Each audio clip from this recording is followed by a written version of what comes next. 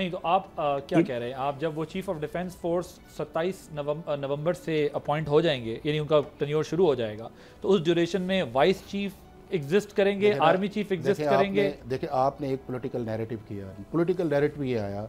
کہ 2022 کے اندر اپوائنٹمنٹ ہوئی ہے اور اس کو 2025 کے اندر 27 نومبر کو ختم ہونا ہے۔ اس دوران ایک آپ کا لا آ گیا، اس لا کے اندر 3 سے بجائے 5 سال کر دی گئی۔ میرا یہ ویو پوائنٹ ہے کہ جب بائی آپریشن آف لا کسی کی چیز کی آپ میعاد بڑھاتے ہیں تو وہ پھر وہی کاؤنٹ کیا جاتا ہے جو اس لا کے اندر ہے۔ اب سچویشن یہ آ گئی ہے کہ آپ نے ایک نیا عہدہ جو ہے وہ کریٹ کی ہے اور ایک آپ نے نیا عہدہ جو ہے ابالش کی ہے۔ اب یہ ممکن نہیں ہے کہ آپ کا چیف آف ڈیفنس فورسز جو ہے وہ 5 سال کے لیے ہو اور آپ کا آرمی چیف جو ہے وہ 3 سال کے لیے آئے۔ یہ دونوں اپوائنٹمنٹس جو ہیں یہ 27 سے پہلے آئیں گی اور اس کے اندر جس کو بھی اپوائنٹ کیا جاتا ہے وہ شخص پاکستان کا چیف آف ڈیفنس فورسز بھی ہوگا، وہ چیف آف آرمی اسٹاف بھی ہوگا، چونکہ ایک ہی جگہ آپ نے دونوں کو رکھا ہوا ہے اور اس کا ڈیوریشن جو ہے وہ 27 نومبر 2030 تک چلے گا۔ اور پھر یہ ہے کہ آپ کی سیکشن 8B(c) کے اندر جو آپ ایکٹ ہے وہاں پہ آپ نے 1 ٹرم ایکسٹینشن 5 ایئرز کی آپ نے لگائی ہے، اور اگر آپ اس کو لگا دیتے ہیں تو آرٹیکل 243 کے نیچے جو آپ نے امینڈمنٹ کی ہے،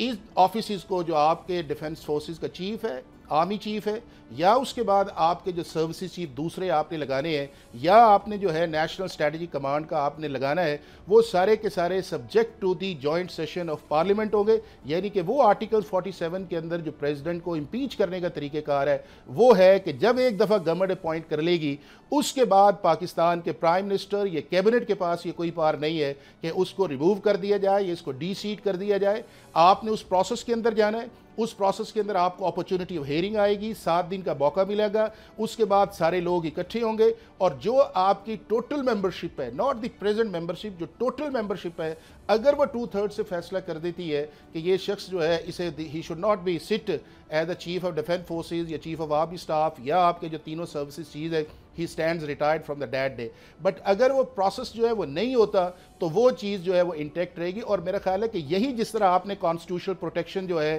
آپ نے دی ہوئی ہے سپریم کورٹ کے ججز کو، آپ نے اب فیڈرل کانسٹیٹیوشنل کورٹ کو دے دی ہے، آڈیٹر جنرل کو دی ہے، یا اس کے بعد آپ نے جو ہے یہ چیف الیکشن کمشنر یا ممبرز کو دی ہے، یا اس کے بعد آپ کے ombudsman ہے، آپ نے ایک اسپیشل فورم کریٹ کیا ہے کہ once the government advise under article 90 to the president of Pakistan, اس کو آپ ریٹریو نہیں کر سکتے انٹل وہ جو کانسٹیٹیوشنل فورم ہے۔ اور اس کے لیے کانسٹیٹیوشنل فورم جو ہے وہ آرٹیکل 47 آف دی کانسٹیٹیوشن ہے کہ جس کے اندر امپیچمنٹ جو پریزیڈنٹ کا سٹینڈرڈ یا کرائیٹیریا ہے اس کے علاوہ آپ army chief, chief of defence یا کسی بھی سروسز چیز کو آپ ریموو نہیں کر سکتے۔ اور میرا خیال ہے اس لیے ڈیفینیٹلی پارلیمنٹ نے سوچا ہوگا for political stability, for constitutional stability, یہ نہیں ہے کہ کوئی آئے اور آپ اسے نکال دیں ون فائن مارننگ جو ہے، جس انوائرمنٹ کے اندر آپ گئے ہوئے ہیں اور پروٹیکشن آپ نے دی ہوئی ہے اس انوائرمنٹ کے اندر اگر پارلیمنٹ نے یہ فیصلہ کیا ہے تو ریزنیبل ہے، لاجیکل ہے and at par with the other countries ہے۔ سو یہ ابھی کوئکلی کیونکہ میں نے پھر شوکت یوسفزئی صاحب کے پاس جانا ہے، یہ ری اپوائنٹمنٹ ہوگی آرمی چیف کی اس میں؟ نہیں، آج جو ہے یہ نئی اپوائنٹمنٹ آئے گی، ری اپوائنٹمنٹ نہیں آئے گی۔ سو یہ اب آج جو اپوائنٹمنٹ آئے گی آپ کی وہ نئی اپوائنٹمنٹ آئے گی، چونکہ 2000 جو آپ کا 25 ہے اس کے اندر آپ بقول آپ کے اگر یہ نیریٹو نہ کریٹ کیا جاتا کہ جی نہیں یہ 3 سال نہیں ہے بلکہ 5 سال ہے تو شاید یہ نوبت نہ آتی۔ اب آپ دیکھیں کہ آپ کا جو joint chief of staff committee ہے وہ 20 کو ریٹائر ہو رہے ہیں، لیکن اس عہدے کو آپ نے ایفیکٹ کانسٹیٹیوشن کے اندر دیا ہے 27 نومبر 2025، تو لہذا مطلب یہ ہے کہ ایک فریش اپوائنٹمنٹ ہوگی جو آپ کی چیف آف ڈیفنس فورسز ہوگی، اینڈ وہ جو ہے وہ کانسٹیٹیوشنلی مینڈیٹری ہے کہ he should be army chief. تو اگر چیف آف ڈیفنس فورسز کو آپ نے 5 سال لگایا جو سیکشن 8 کے اندر آج آپ امینڈمنٹ کر دیں گے کہ وہ وہاں پہ جہاں چیف آف آرمی اسٹاف تھا تو پھر 5 سال کا پیریڈ ہے اور 1 ٹائم ایکسٹینشن۔ سبسکرائب کریں اور بیل دبائیں تاکہ کوئی خبر رہ نہ جائے۔